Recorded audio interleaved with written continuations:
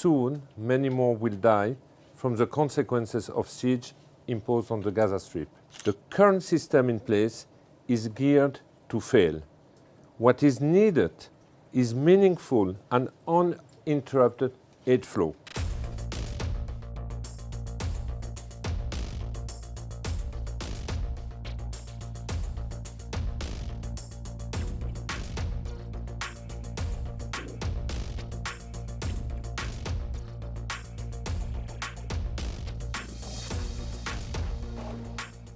As we speak, people in Gaza are dying.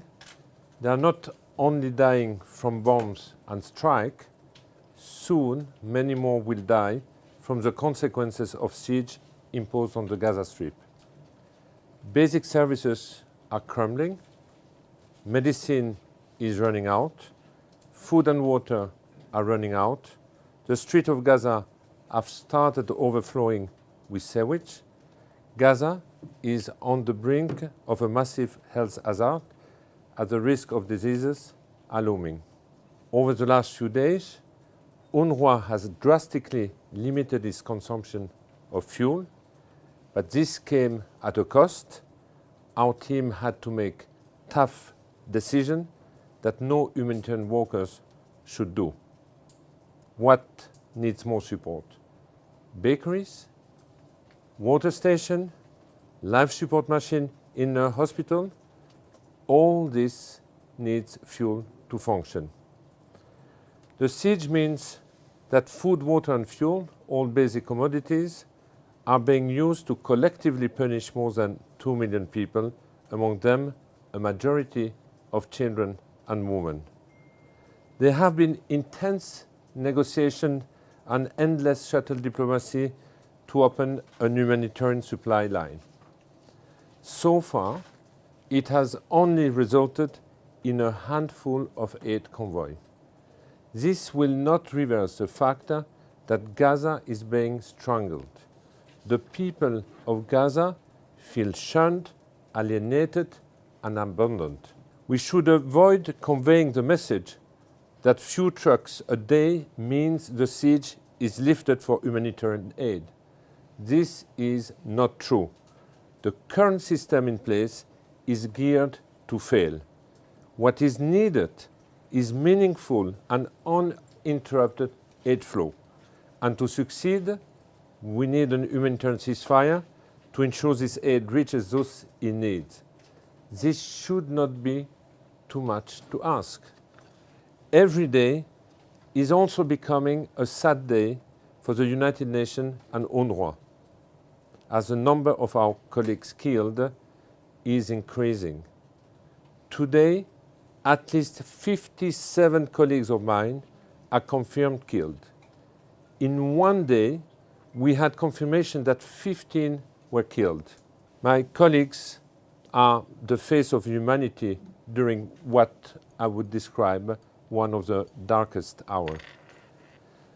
But you know, they also absorb the anxiety and the anger of all those displaced in UNRWA shelter. They are taking, my colleagues, the heat as the community, understandably, are angry, hungry, and frustrated.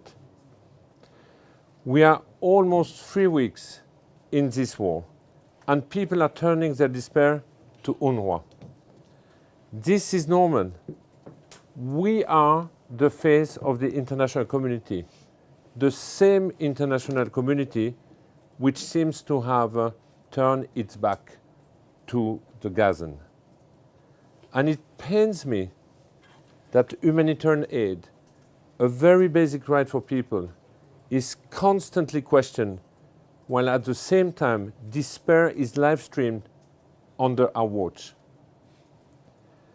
My colleagues in Gaza report that the last remaining public services are collapsing. Our aid operation is crumbling, and for the first time ever, they report that now people are hungry. Civil order is collapsing, and anger starts to be channeled towards my colleagues. How long can we last? I don't know, but certainly no more than a few days. Let me also say that many argue that aid cannot enter because of aid diversion. Let me be clear. We have solid monitoring mechanism. UNRWA is a direct provider of assistance to people in need. All our vendors and partners are vetted against the sanction list. We give aid to those who need it most. Our convoys are notified and deconflicted. UNRWA does not and will not divert any humanitarian aid into the wrong hands. We need also, and here I think, for me it's an important point, we need also to see the human face of Gazan civilian. To equal Gaza with Hamas is a very dangerous and misleading. It is an equation aimed at dehumanizing people, aimed at making the unjustifiable justifiable. Keeping our humanity means showing that the people in Gaza deserve our empathy and our compassion. No one can claim I did not know, as images, footages, and voices of unspeakable suffering continue to come out by the hour from Gaza. We cannot anymore turn a blind eye to this human tragedy. Millions of people are asking, especially in this region, especially in Gaza, why does the world not have the will to act and put an end to this hell on earth? They deserve an answer. Delaying it will deepen the polarization in this region and increase the risk of spillover.